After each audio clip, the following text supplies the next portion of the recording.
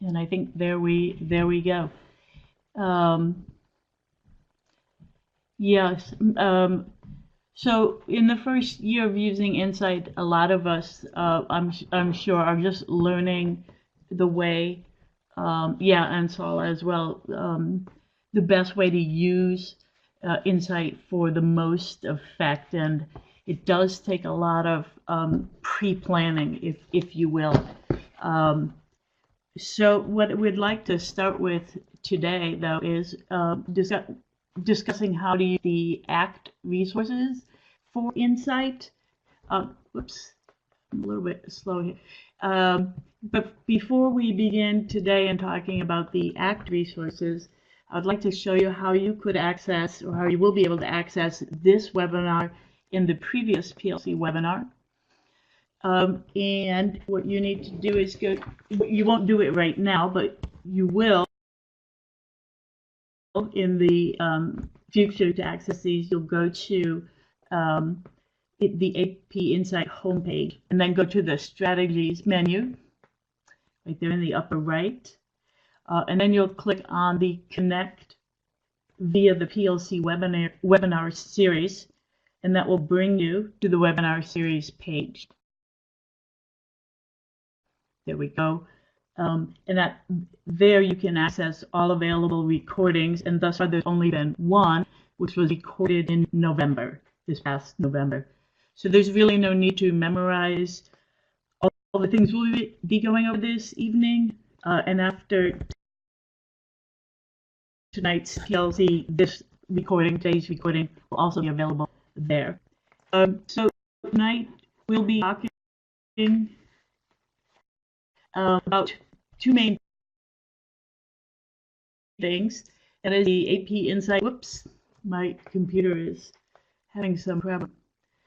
It is okay. My audio is breaking up. Okay. I think I'm having problems with connectivity. Let me see if this. Yeah. Okay. I should be able to hear me at all times, and I see it's not. I'm going to try to move to a. No, there we go. Hopefully we can get this to work. Moving to another location would be pretty difficult, I think, at this point. However, if it continues, please let me know, and I'll move to another spot, and hopefully that will be better. In any case, there's two parts to this evening's webinar. We'll look at the AP Insight ACT resources themselves and how to use them. And then we'll leave enough time, hopefully about 50%, for guiding. We'll give some guiding questions and hopefully get some discussion and share out.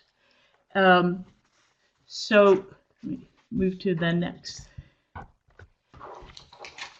page. This is me. My name is Janine Drashner. I'm at Falls Church High School in Virginia. I've been teaching AP US History for 7 years. I'm a consultant with Insight and also an AP US reader and an AP US mentor. Saul, do you want to introduce yourself? Sure. Saul Straussman. I teach at Taylor Alderdice High School in Pittsburgh, Pennsylvania. I'm also I'm a fairly new AP US History reader, and I'm an AP Insight consultant, as well as I help develop a few of the lessons that are in AP Insight.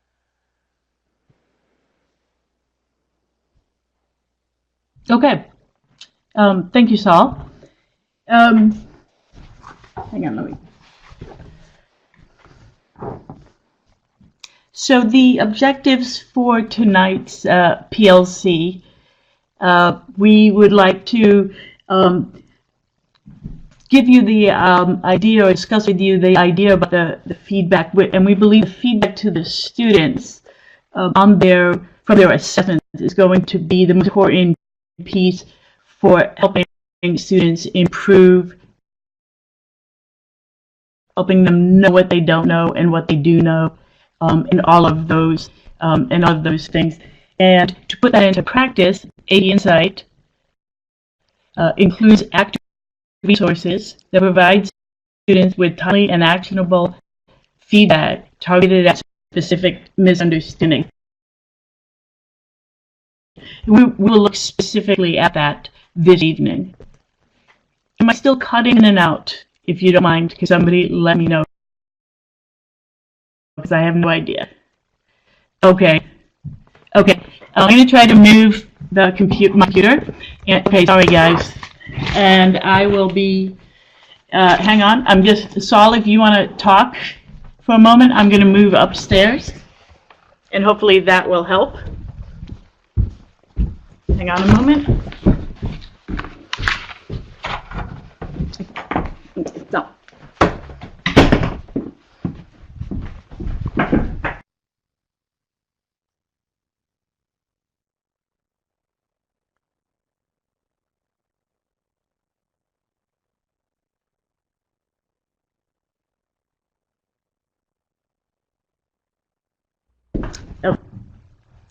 Okay, I really apologize for that. Hopefully this location will work better. Somebody please let me know if the cutting in and out continues. In any case, I think you're all familiar with AP Insight, so we don't need to go over all parts of it now.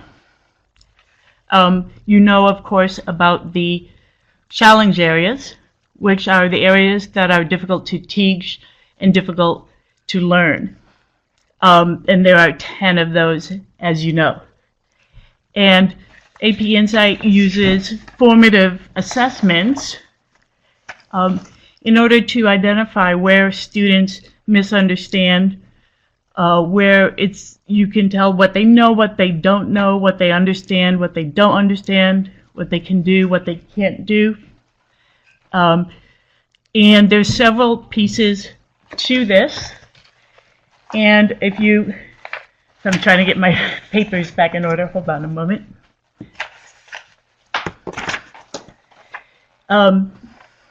If you'll notice, it's like the 4 stages of the challenge areas, and within the challenge area, the building blocks are all linked together. They're specially linked together, tied together. They don't exist separately. Prepare begins the circle, and act closes the circle, and they're dealing with the same student issues of misunderstanding and understanding what is difficult, and so on for them.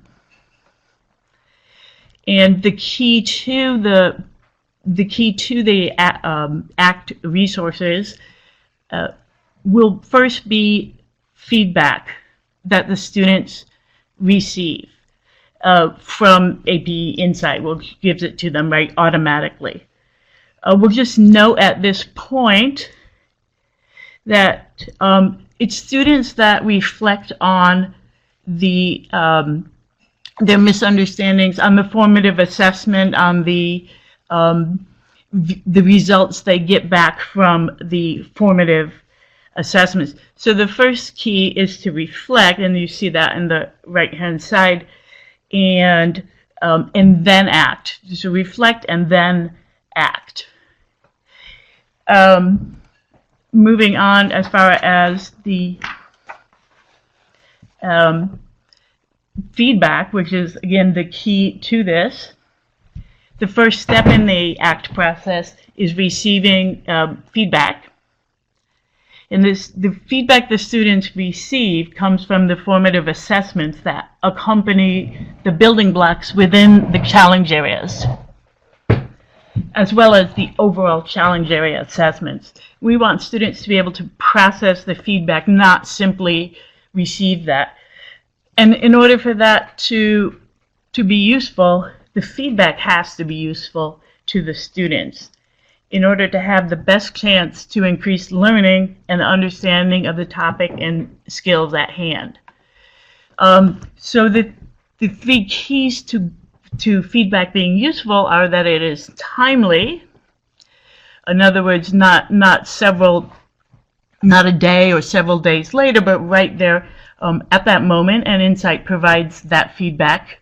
If you've done assessments, you know already, provides that feedback directly to the students upon completion of an assessment. And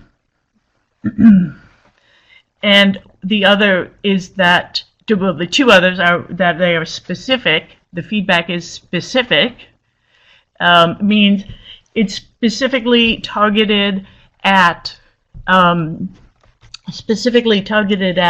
misunderstandings. So it's not, vague or overly general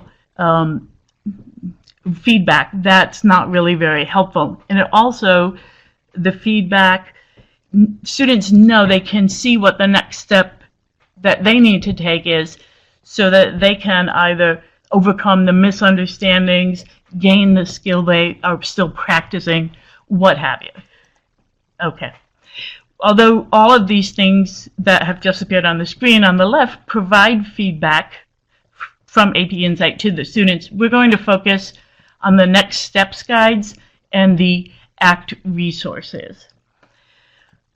First, how do you get the quiz result? And I'm assuming this probably all of you have done this, and if not, we're going to walk through it now in any case. You can see your students' building block quiz results under the Assessments tab, right there on the upper right-hand side. And when you click on the Results tab, if you see Results tab has just, the arrow is pointing to it, you'll see the assessment you have already assigned and get an overview of student performance. And for any given assignment, the bar on the right gives you a quick visual breakdown of how students performed on the assessment.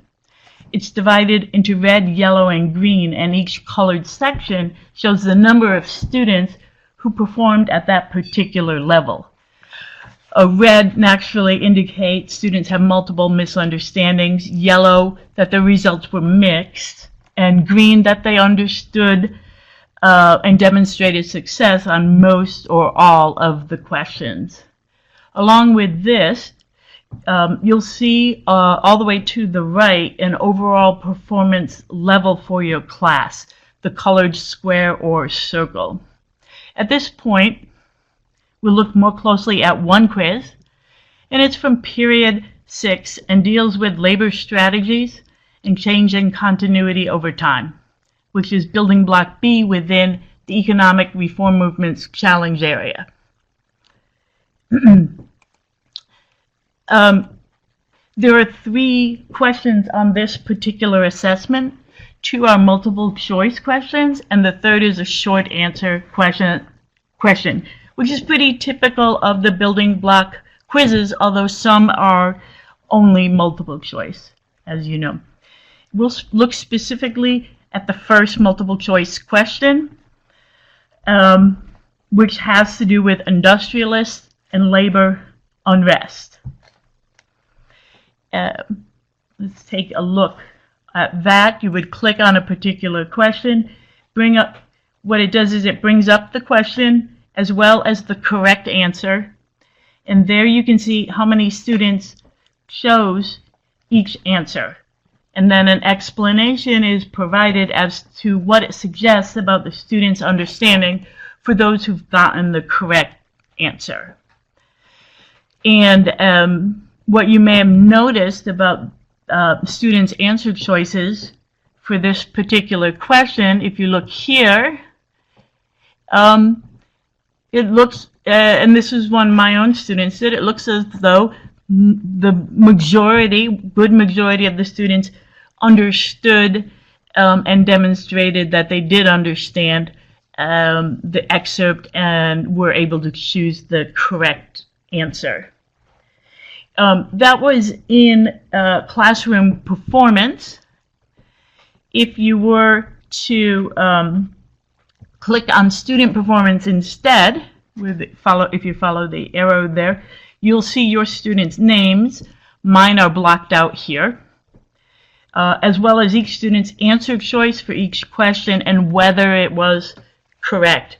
And if you haven't used this yet, this matrix does give you really instantaneous, assuming you're doing this in class as a whole, instantaneous information, feedback on your students' results.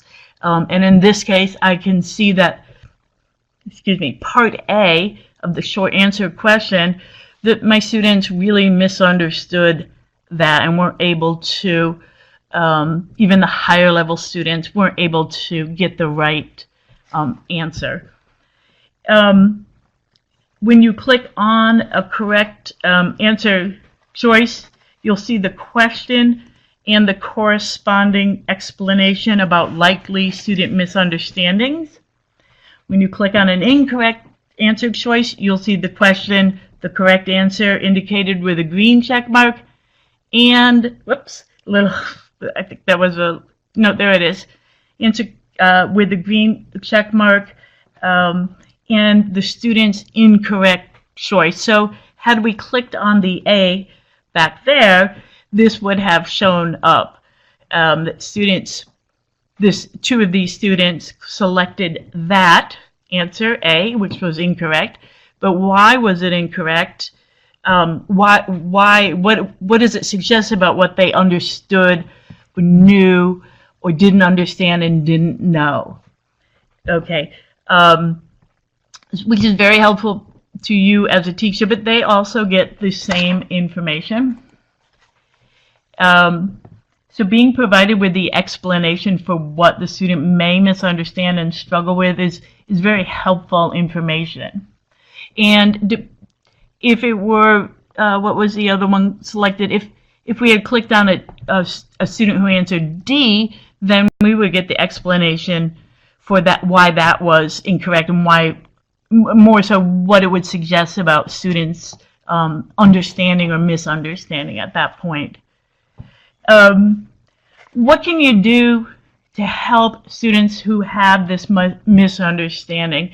So this is the question at this point, what could you do as the teacher to work with these students, or give them an activity or a next step so that they can overcome the misunderstanding, or at least begin to chip away at it? Well, one activity I have done is to group students by incorrect answer and have them work together to discuss the possible misunderstandings and what they would need to do in order to overcome them, sort of a small group discussions. This is true also of the students who got answers correctly, because it's important that they can express why what they answered was correct. Not only that it was correct, but why it was correct. Let's move to the next slide. Where would you be able to find all these misunderstandings and resources for that particular quiz? Well, you can access all of that, the misunderstandings, the recommended next steps, and the ACT resources for the quiz by clicking on the resources link, there it is, from the dashboard. It's on the left-hand side, as you can see, and then that brings up all the misunderstandings, possible misunderstandings, and the resource, the ACT resource and recommended next step that goes with that. I probably should pause for a moment and see if anybody has questions up to this point. I'll remind you we do plan to be able to have hopefully about 25-30 minutes for discussion and questions, but if anybody at this point has an appropriate question, then please, by all means. I see Shannon is typing, so let me pause for a moment.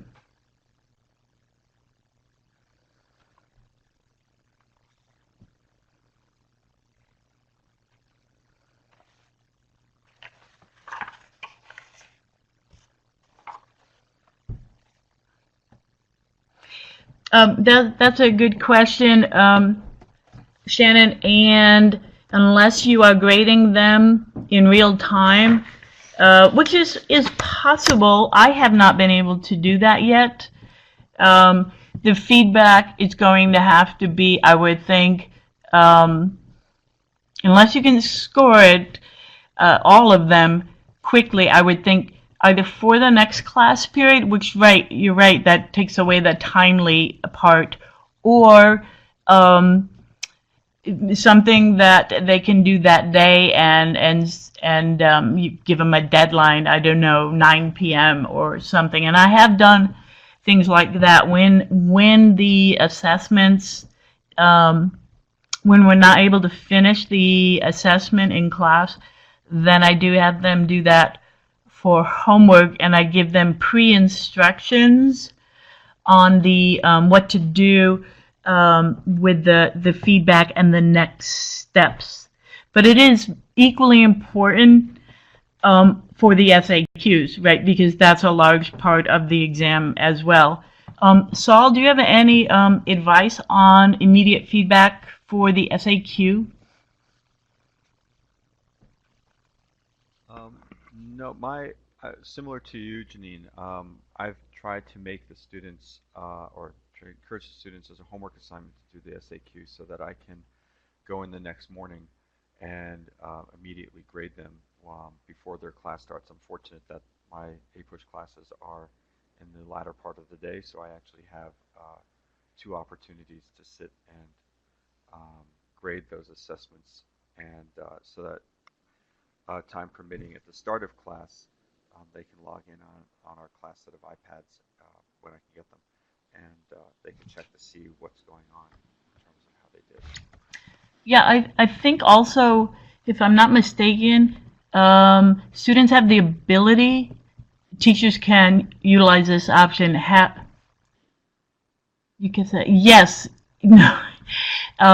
No, of course, AP Insight, I'm reading what Shannon has written. Of course, AP Insight will give the immediate feedback, excuse me, on the multiple choice questions, but not the short answer, unless you have the students score their own SAQ themselves.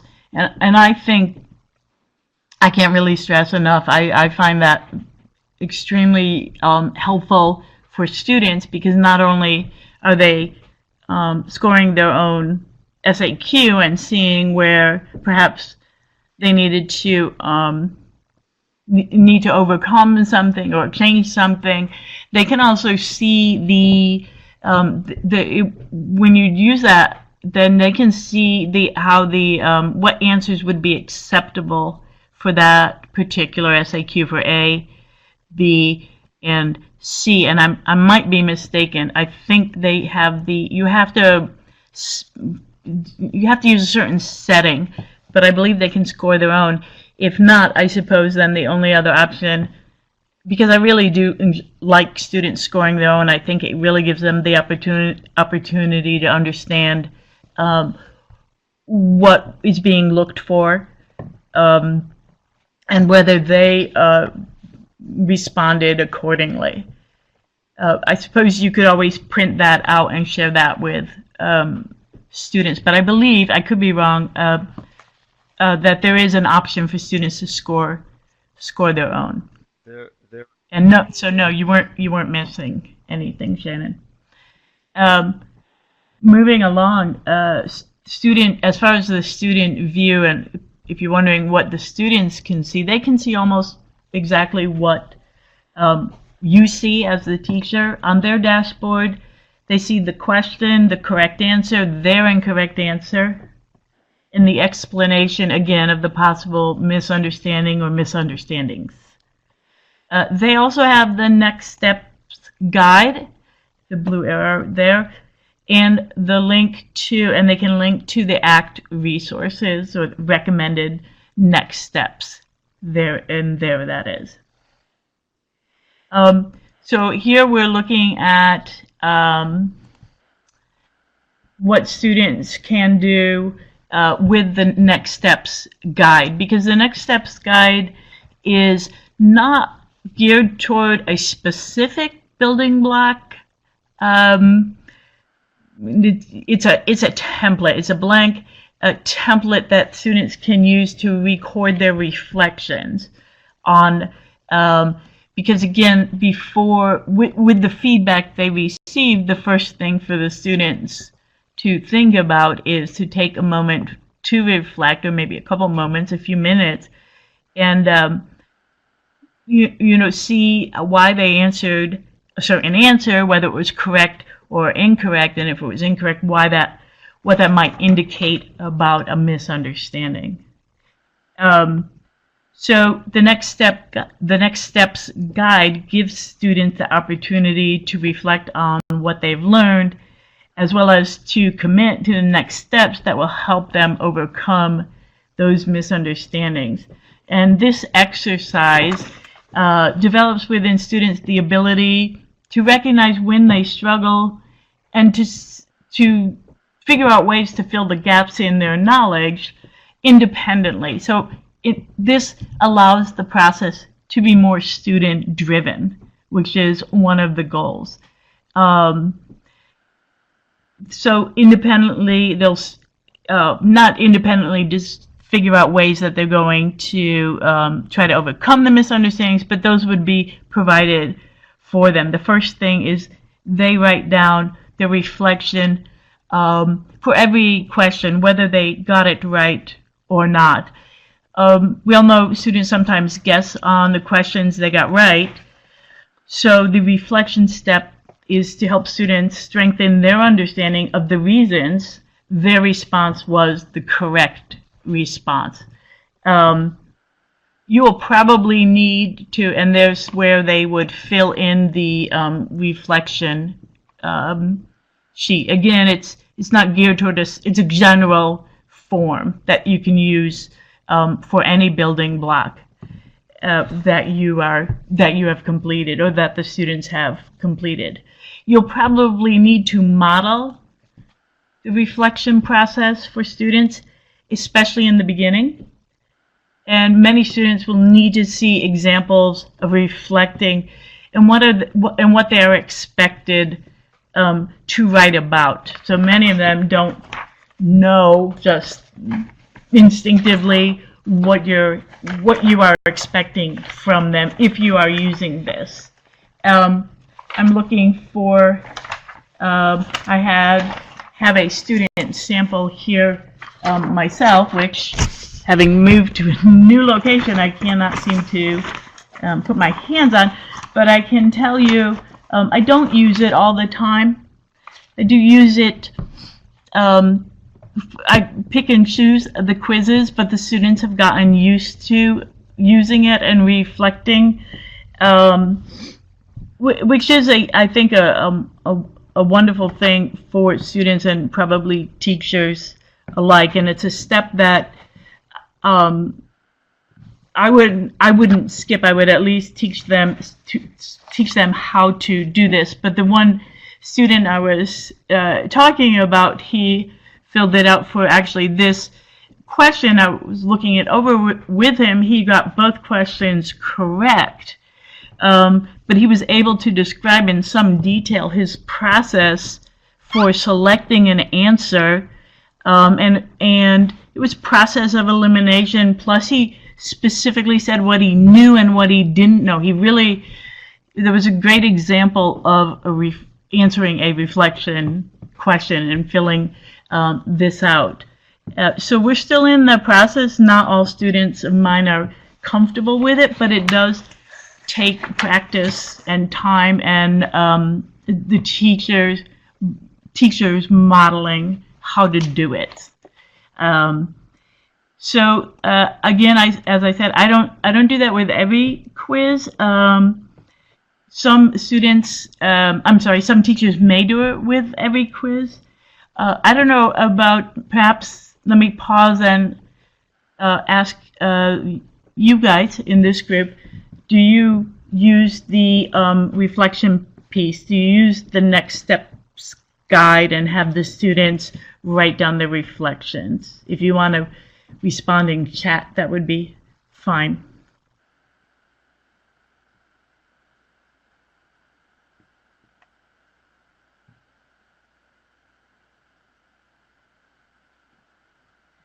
Have you thought about it, Shannon? Is there a reason you haven't? Is it time? Haven't considered it?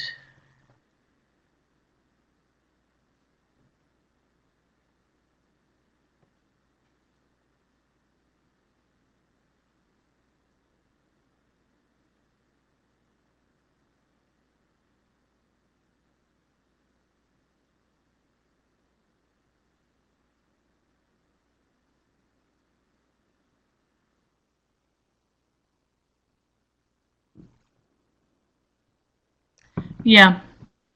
Uh, Finding that the time to do everything um, a- adequately enough that it's actually useful is probably the biggest challenge I think most teachers have. Um, Most teachers have with it. With it, that's the biggest challenge is the time question. Saul, do you use the reflection piece with your students? I've used it intermittently. I've tried to make it something that the kids do on their own. Usually when we have finished doing the assessment, they've gotten the feedback. I've asked them to take out the reflection piece and just to do a little journaling with it. Um, but again, for some of the same reasons that um, Katie noted, uh, is time. Um, we have a Yeah. pretty short class period of 40 minutes, so that makes it really tough. Right, right. And that's true. Probably some of our group here teach in 40 to 45, 50-minute blocks, and some of us in the 90-minute blocks. I guess the 45-minute classes or the 90-minute blocks. You know, there's still so much to do. I don't know that that really makes a difference. You do have to be creative in fitting it in, I think.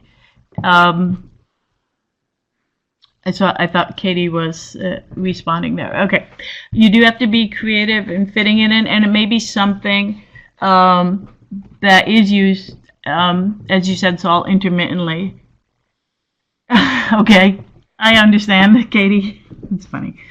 Um, but I think the this research suggests that the reflection exercise um, does, in addition, help prepare students for success in college. I mean, it is a good practice to do. And when you question your own thinking or ways of doing things, I think in general.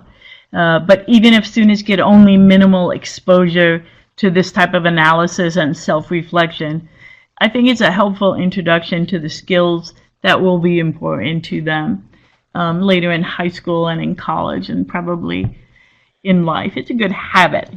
In any case, there's also a teacher version of the Next Steps guide that provides an opportunity, for teachers to reflect about their practice as well. Um, FYI. This was the ACT resource right here. This was the ACT resource for CCOT and labor strategies, which was the building block and the quiz and the assessment that we had been discussing. So the ACT resources includes activities and tasks that target particular and specific misunderstandings and struggles that students may have had based on their responses to the quiz questions. And just as a note, ACT resources are meant to be brief assignments, taking about 15 minutes for students to complete, as opposed to a performance task building block activity, the teaching piece of it, for instance, which takes about, or is supposed to take about 45 minutes. So the ACT resources, again, brief assignments, about 15 minutes, and how you might, it's not prescriptive. It's up to you how you have your students using these.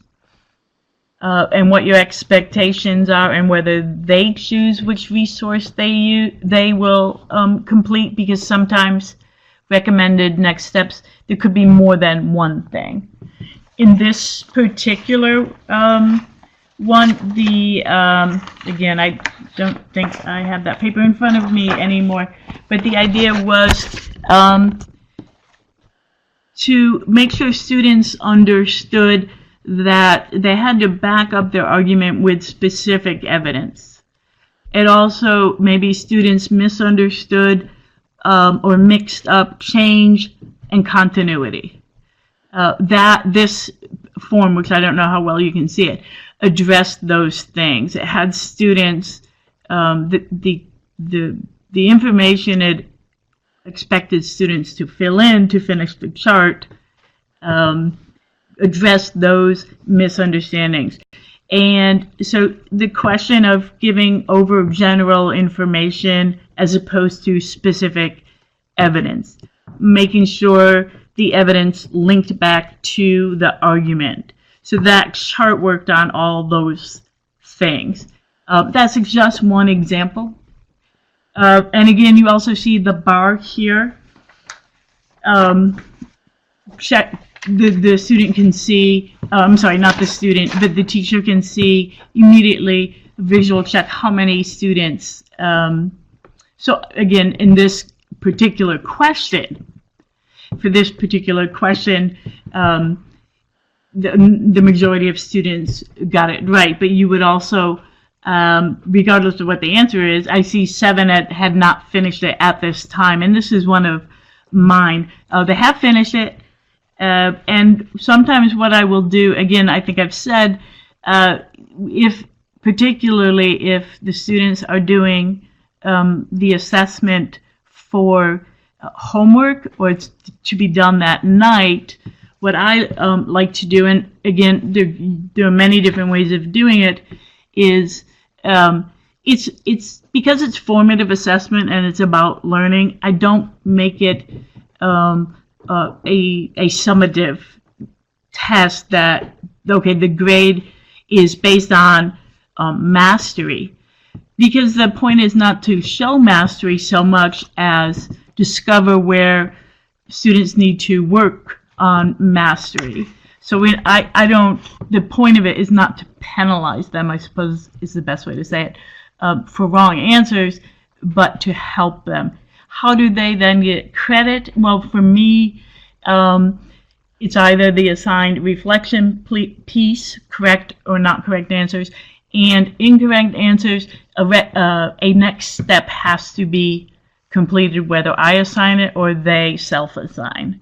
And then the credit is given for completing that.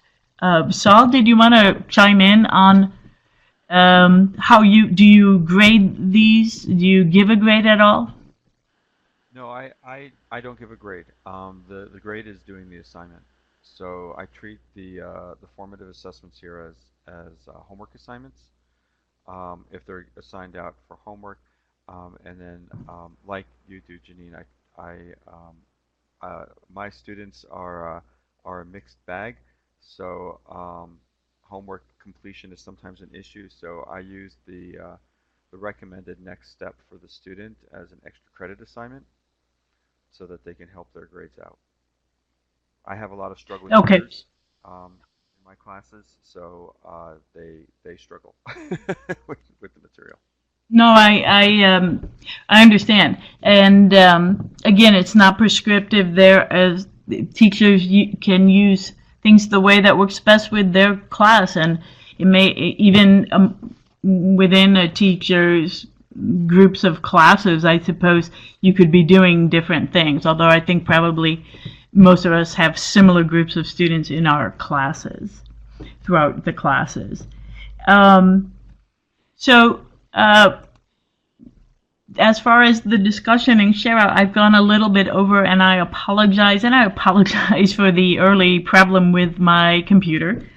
But what we would like to do is hear from you guys, and let me give you guys all microphone rights. There you are. And here are some of the questions that we might think about now. And if you've used the Next Step guides and/or ACT resources, how have they been beneficial to you and your students? It says, please type responses in the group chat. You're welcome to do that, or you can also speak through your microphones. And if you've not used the Next Steps guides and/or ACT resources, why not? Why not? If you don't mind sharing, Saul and I would be happy to listen and address any concerns.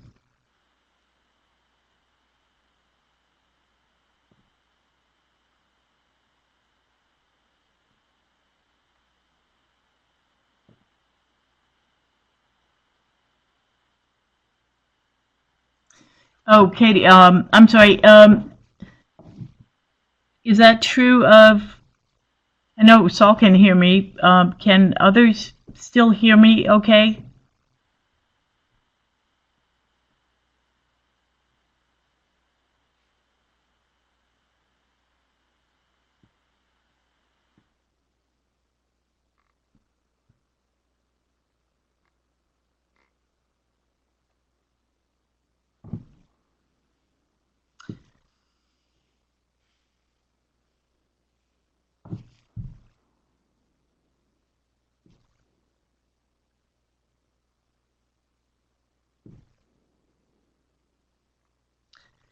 I do apologize for that. I'm not sure why the audio is not working as well as it should be.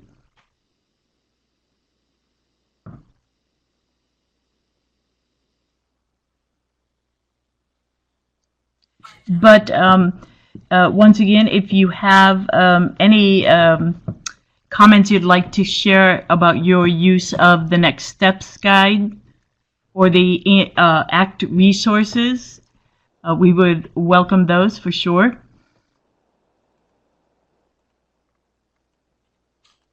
Can you hear me? Yes. Yeah? Have you been able to hear me, Saul? Yes. Yes. I was going to say, like, I've been using Insight this year.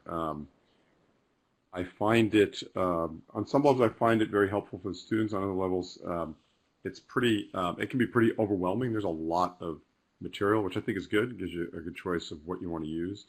I think when I started out in the beginning of the year, I was very optimistic that I could do, 5 or 6 of the challenge areas, but I slowly found I just didn't have the time to do that. So I've kind of narrowed it down to 2 this year, and then I'm going to kind of reevaluate at the end of the year to see if I can add some next year. The kind of the assessments I have found helpful, but I think maybe Saul might have alluded to this if I was listening correctly. That I've been using those quizzes kind of as the building block quizzes as quizzes for my class that students do on their own time at home, but I haven't been using the Next Steps guides or the resources because I really don't have time in class. We're kind of working on skills and seminars and writing, so I just don't have the time for it. So I enjoy the Insight. I think it's the building block activities are great. And then the quizzes that go along with them are great. And I love the way the students get feedback on it. I just wish I had more time in my curriculum to kind of fit in a lot more of the formative part of it. Mark, that was you, right? Speaking, Mark? Yes. Okay. And have you considered or have you tried or maybe you've considered and rejected the idea of using the Next Steps for homework at all? Yeah, I'm kind of limited on my homework for my students. The way my course is structured is that they are doing content at home. So they're reading about a chapter a week. So outside of their chapter reading every week and then some seminar documents that they read once a week, I try not to give any other homework so that they can kind of manage their time well. as opposed to try to reading 60 pages of a chapter and doing Cornell notes for me on a Sunday night. So I try to limit what I give during the week. There have been times when I've given them some of the building block parts of the building block activities to do at home. Then we come back into class and work on those. But it's definitely been few and far between. Yeah, and I think the thing there, Mark, and perhaps everybody will agree, is that those of us that have been teaching have have thought and genuinely prepared, and it's a lot of preparation, and use things we like and know work.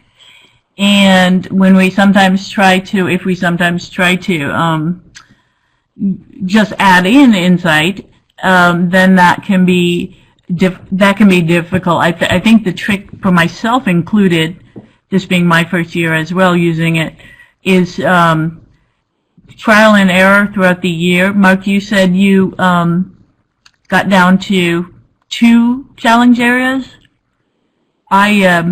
With planning over the summer, we reduced to 5.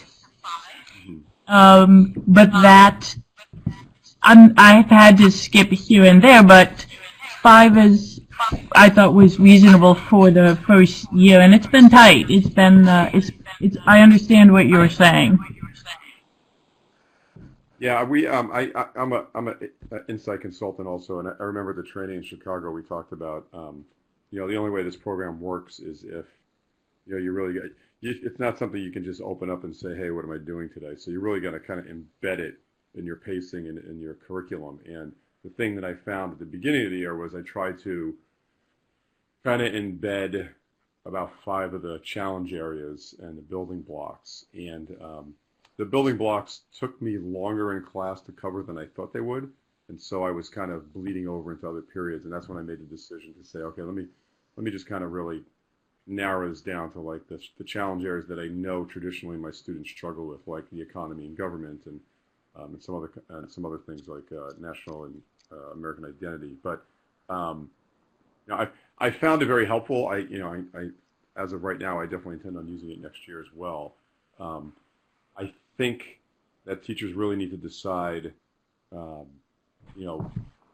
much of the program is really reasonable for you to use. Because like you said, there's certain things that we all teach.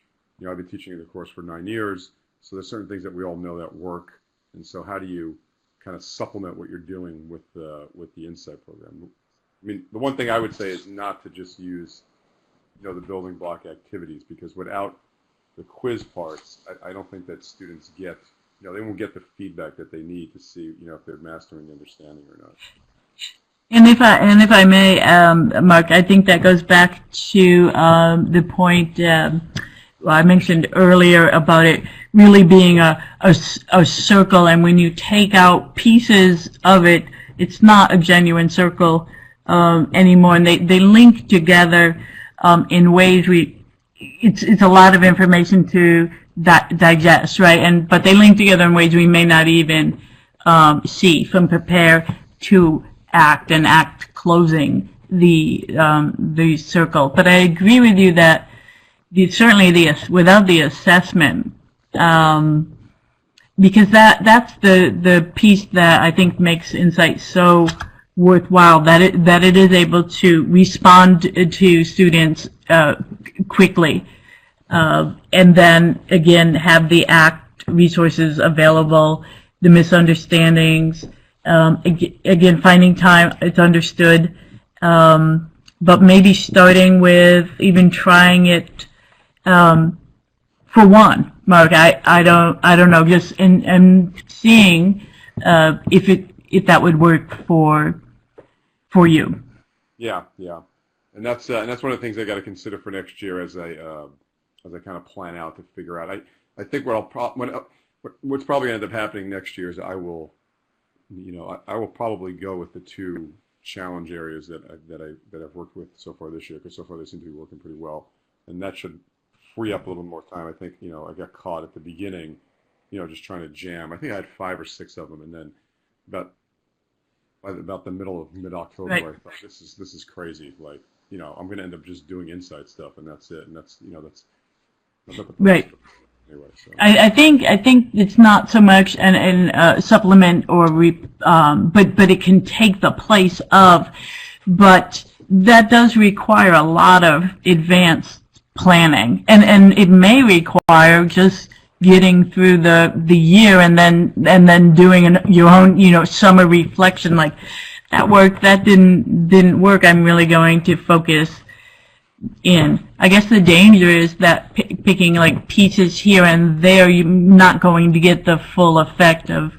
what insight is supposed to be. yeah, and that's why Does that's why I anybody? chose.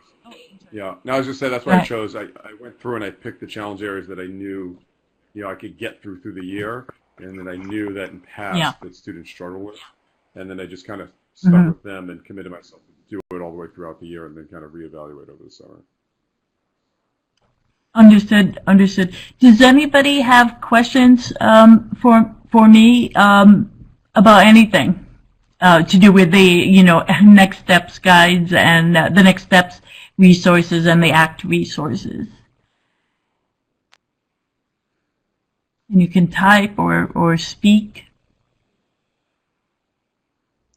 Janine, maybe you can just start. You seem to have used some of these Next Step Act resources in class a little bit. Maybe it would be helpful for folks to know when the students have done them, do they turn them back into you?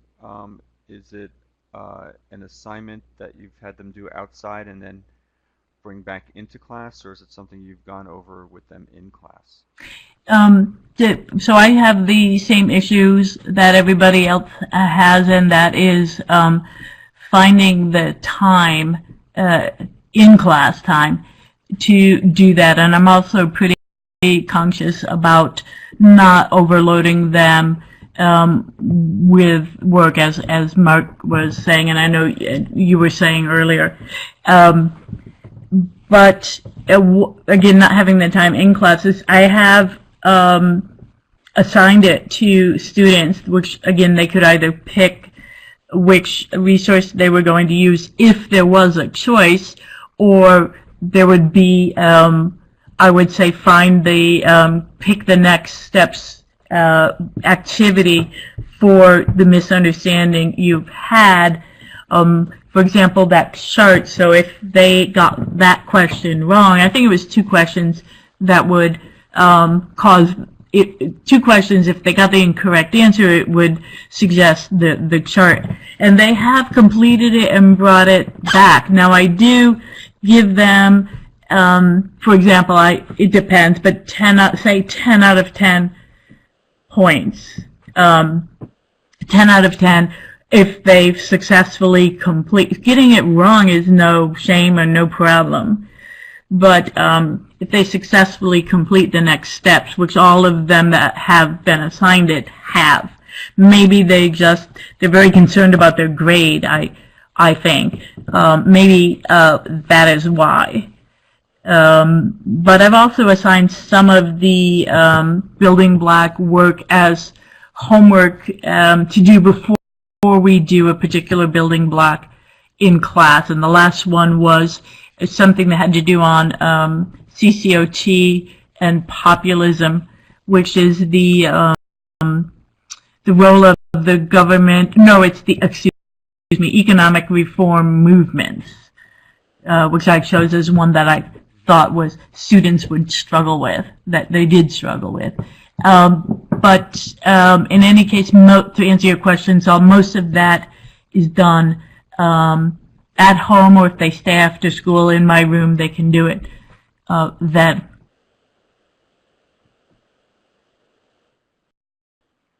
Thank you. Sure. Any other questions? I want to give everybody a fair shot, and then we'll move to, I wanted to show you also, maybe you've already discovered it, the Share What Works, the online community that is run by an AP Insight consultant. I think it's Chad, What's his last name, Saul? Oh gosh, Is it Martina, do you remember? Hoagie? Hogue? Anyway, Yes. yeah, that's it, right? So we have is an AP Insight consultant who monitors that and answers the questions. And I think a number of people have asked. I know I've asked questions there, gotten responses. He's very conscientious about it. So anything or any comments you'd like to make, and that's just within the AP Insight community, not the AP community as a whole. AP Insight for U.S. history. Okay, and it says here, please complete the feedback survey link provided in group chat. I am about to provide the link to you in group chat. Hold on. Delete that.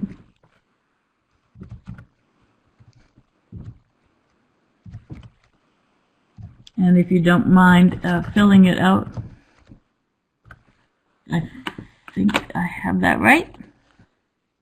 Oops, did I put a space in there? Sorry. Let me try that again.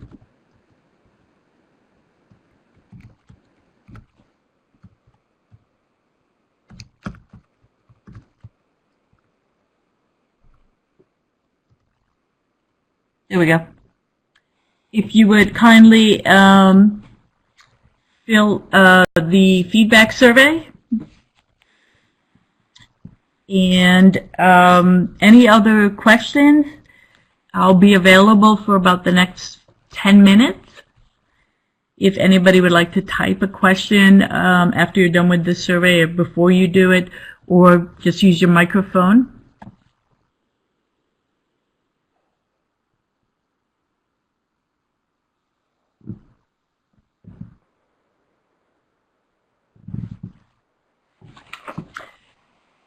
And while you're doing that, there's actually one more thing I meant to point out as far as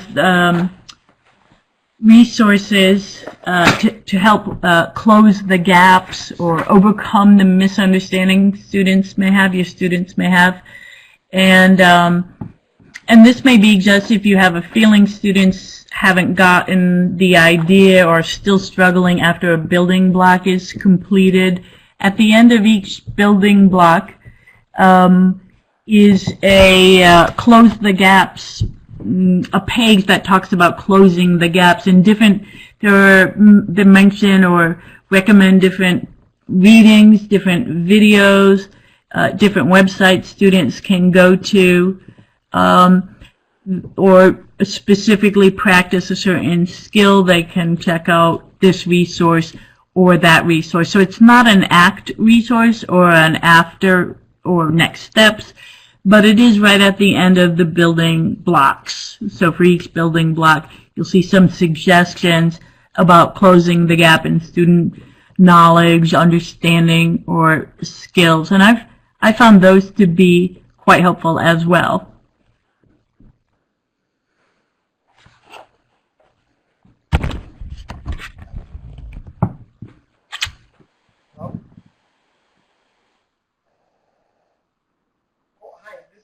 Yes, so? No, that's fine. I haven't used the mic. Oh, David, hi. Our district just purchased the system this year, just as.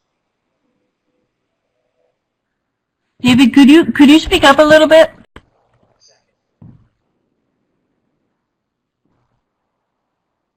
Is that better? Not better? Or type? Oh, okay. Yes, it is. And we actually just discovered that recently, and what I was curious about is our I guess reps or anything districts I the system before, and it was really interesting, and I'd like to as much as possible. Like something I mentioned earlier that probably have to sit down, set aside some time, and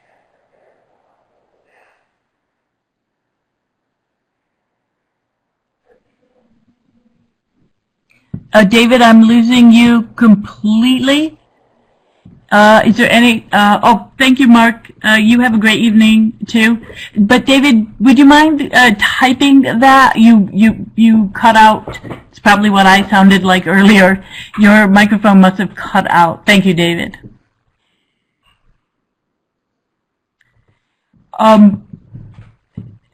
Thank you for attending, Rob.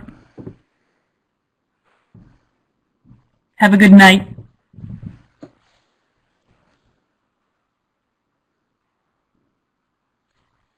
And Shannon and Katie, any questions? And David, I hope you're going to type your comment. Oh, good.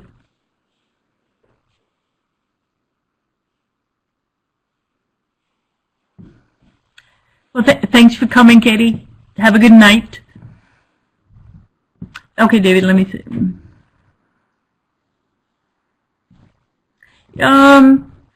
There are, David, there are, where is your district? I suppose that would be the first question. Because you can ask for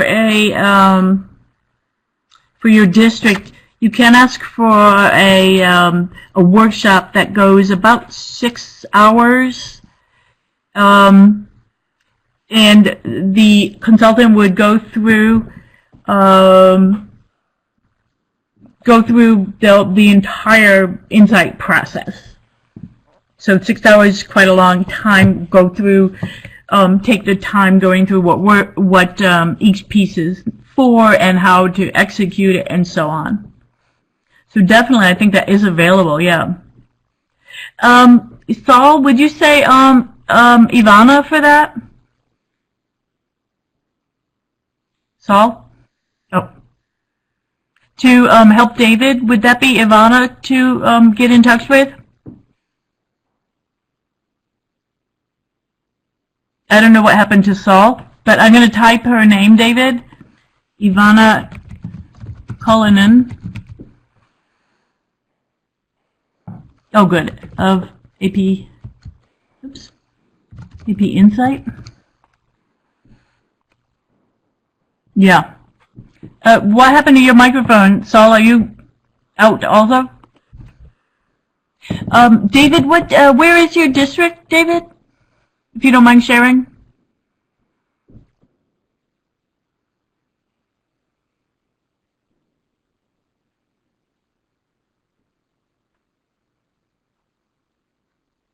Okay.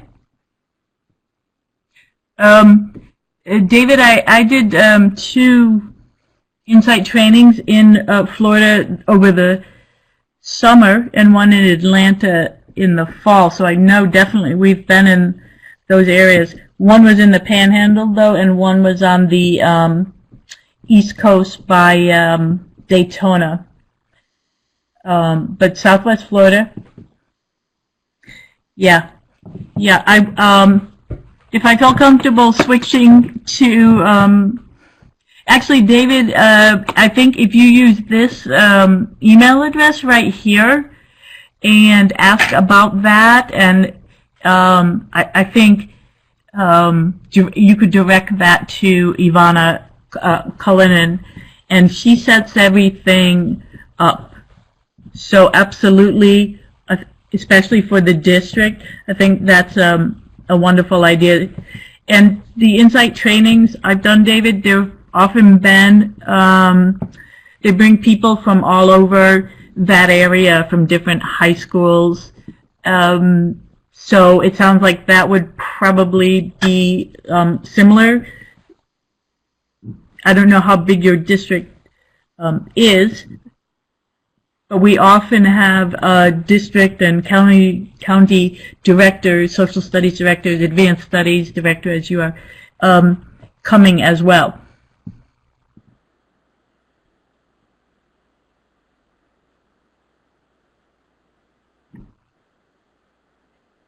Yeah, and David, just to mention that, and Saul chime in, but I think it being late in the year, to begin it, get your feet wet, of course, with it this year. But I think the key will be the preparation done over the summer. The advanced preparation, which is the strategic planning. So if you're going to do that, I would suggest you probably pick, yes, pick a springtime date or early summer, maybe. So again, Saul? If you contact AP Insight, David, you do get a 90-minute webinar that's part of the package that your district purchased, and those are also scheduled through AP Insight.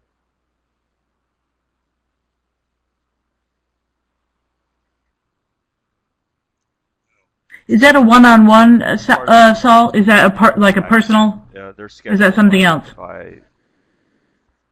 They're scheduled by the package, oh, okay. By Ivana. And he would, and his teachers could attend, right? Yeah, I've done a couple of those. I agree, David. I think the webinars.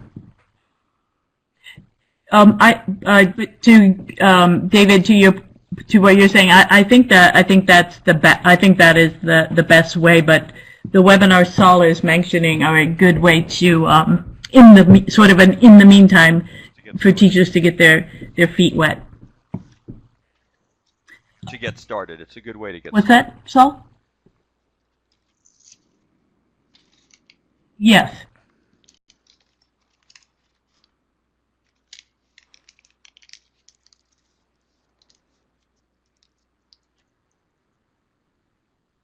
Yeah, wonderful. Nice to meet you, David. Have a good night. You too. Oh, sorry.